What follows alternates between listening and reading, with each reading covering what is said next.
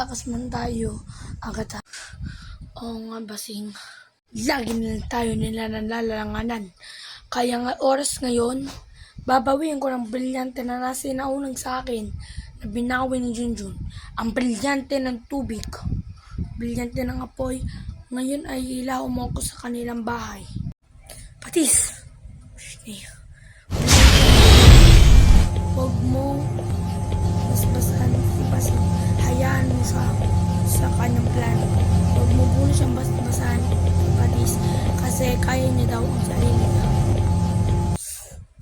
May plano ako. Babawiin ko ang brilyante ng diwa kay Agat. Sige anak, pero mag-ingat ka na hindi ka dapat masaktan, aking anak. Okay na. Brilyante ng hangin. Patis at Agat ang ngayon din. Sakto, umalis si Junjun. Kaya tali ka na, brilyante ng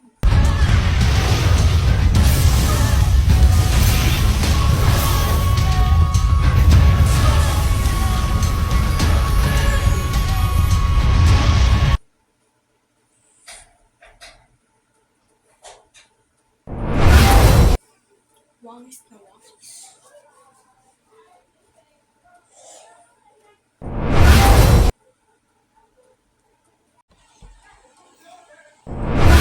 Kailangan ko pala ng brilyante ng tubig. So, pwede ko ba itong hiramin sa inyo? Ngayon din, Mama. Please lang po. Si anak naman. Brilyante. Kakalupit sa akin anak upang mabawi ng brilyante ng diwa. Oh! Salamat. Uto-uto ko rin talaga, Mikay. Patis! Balik ka mo sa kambili ng tubig ngayon din. Ano ka ba? Lalaban ka. Kalasag. Tungkumpay kaya si Basing. Agata! Saan ginagawa mo dito ang bata ka?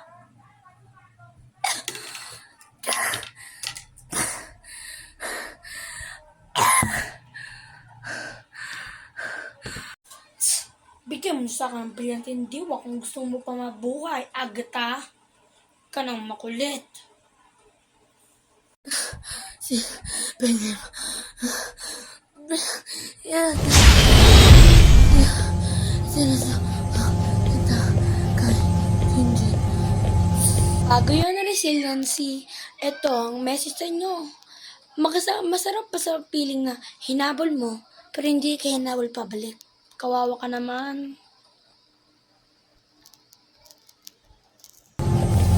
Panungkit pa. Huwag mo kalimutan ang panungkit. Hindi ko to aalisin ang kanang binigay mo sa akin na may huwag panungkit.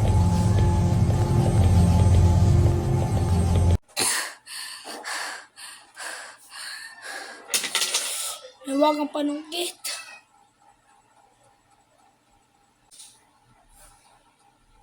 Una mo na. Bibigay rin pala. Push me.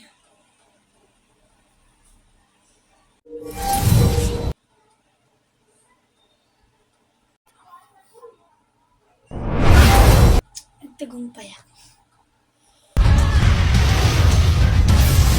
At least nakuha ni Junjun ang brilyante ng diwa. Pero wag mo muna silang atakin. Na kay Junjun na rin ang mahiwagang makapangyarihan na panungkit. Kaya wag natin magplano bunot tayo ng mga ganyan. Pero tama ka. Hindi ko kaya labanan ng 2 brilyante sa 3 plus ang panungkit na mahiwagang malakas.